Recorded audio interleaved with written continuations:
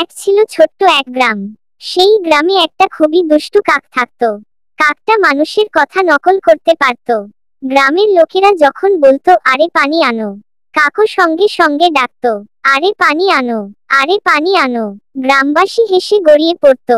একদিন কাক ভোরবেলা জোরে ডাকলো, চোর, চোর, চোর এসেছে। সবাই লাঠি হাতে ছুটে এল, কিন্তু কিছুই নেই। কাক তখন কা কা কা করে হেসে উড়ে গেল। এভাবে কাক প্রতিদিনই গ্রামবাসীকে বোকা বানাতো। এক রাতে সত্যিই চোর এলো। কাক ভয় পেয়ে জোরে জোরে ডাকলো, চোর, চোর, ধরো ধরো। কিন্তু গ্রামবাসী ভাবলো, আহা, এই কাক আবার মজা করছে, কেউ আসল না। চোর সব জিনিস নিয়ে চলে গেল।